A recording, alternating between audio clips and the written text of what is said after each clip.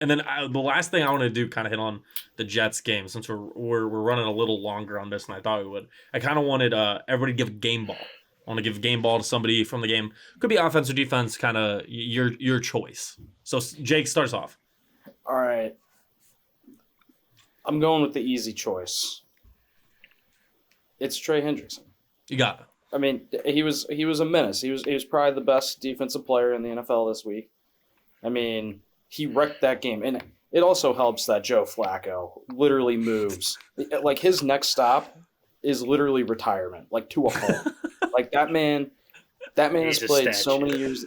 Like so many, he looked like I'm gonna say this. He looked less athletic than last year's Big Ben.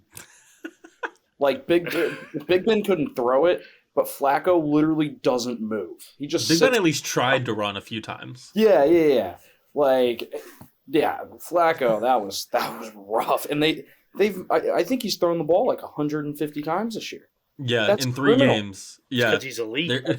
Like they're going to be sending. I'm sure there's some sort of like child services for elderly people. Like they're sending them to the Jets facility. That is terrible. Yeah, I just quick thing before Scott's. Yeah, there were times when you would see Trey Hendrickson, and there was one time in particular where I think he just ripped through whoever. It was kind of a revolving door attack for them, but he ripped through it, and I was like, oh my god, Joe Flacco might die. Like I was worried for his health at some point. But Scott, who do you got as your game ball? Yeah, I mean, I touched on there's a lot I could give it to, I think. I touched on it earlier though. Like I thought Akeem Davis Gaither was unbelievable. He looked great. And then it was interesting too. Shockingly, like you go in the offseason, the big storyline we would have thought about this game. Like I forgot CJ Uzomah was on the Jets for the majority of that game. I think he did too a little bit. I think Solid did. Like he was useless. So the first time I saw him was on a punt. Yeah, it was on punt coverage. Team. I was like, yikes. Yeah. I don't know how. I think he played get your like bag though, man. I mean, get your he's gonna bag finesse and play them like he coverage. finessed us. Yeah. Like, punt coverage. Let Tyler Conklin get all the targets. And then trying to see how many snaps Ruckert's going to be over him. They drafted Ruckert. Yeah. He played 27 total snaps. He's in his bag though. Conklin played 3 times the amount of snaps he did. Wait, what did he say? He looked good too. Conklin looked good. He said it's like the most talented young group he's worked with. I was like, dude, yeah, but like I think he has to say that. Like, I mean, yeah, but it's the shots at our ownership that I'm not with. But that's fine. Tyreek, although it hasn't looked crazy, but I mean, Tyreek was saying Tua throws the most catchable pass of all time, or like, is he right? What's that even mean? Is he right? If you want, I'm not a Mahomes guy per se, but if we want to say Tua's better than Mahomes, I'll leave that one to you. Tyreek Hill, that dude is. I think he's on one. I think he might be the next AB.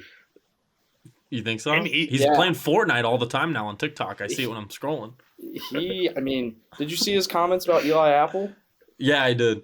You have to be like he has to have like fucked up his head to be that mad at Eli Apple. Like that's wild to me. I think you're telling on yourself by being so mad at Eli Apple. Dude, it's Eli Apple. 8 months. Yeah, he's a second corner like on a team or third, like, and he's not even supposed to be. He might be the most hated player in the NFL on Twitter. And it's the funniest thing to me. I think you're telling on yourself as a receiver to be like, you know who I fucking hate? Eli Apple. It's like, why? Eli Apple won't even be on him.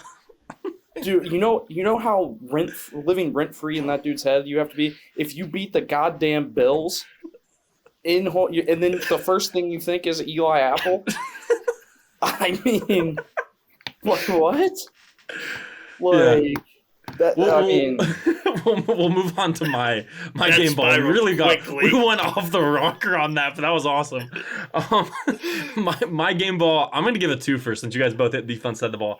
I'm going to give it to Cordell Volson and Tyler Boyd. Out of Cordell Volson, we pretty much like the only thing we wanted was like not a liability, and he's really flashed. Like I think he has some really good sets, especially being that good in true pass pro as someone who you really weren't expecting to be that good. I mean, he's a smaller, he's not huge, he's a little undersized, and he's not getting murdered. I mean, their inside's not great, but I mean, at the end of the day, he's still holding his own. He was the best rated run blocker too, which is kind of wild to me. But got to give him his flowers. And then Tyler Boyd, like I said, He's not sexy. He's Mr. Reliable. He's gonna be there when you need him. He's not gonna be like T and Jamar where he goes up and mosses people and does that. But when you need him to, it's gonna be like the Denver game last year. When you need him to make a big play, he's gonna make it for you. That's just kind of his MO at this point. That touchdown looked just like the touchdown he had in week 3 last year, except it was longer. Identical. Like bounces off 2 guys where it's like, how'd that happen? And he gets in. It's crazy. I got to give Tyler Boyd his flowers when I can, just because I feel like he's very overlooked in the grand scheme of people looking at the Bengals receiving core. They go, oh, look at T, look at Jamar, and Tyler's always there and always reliable. So let's kind of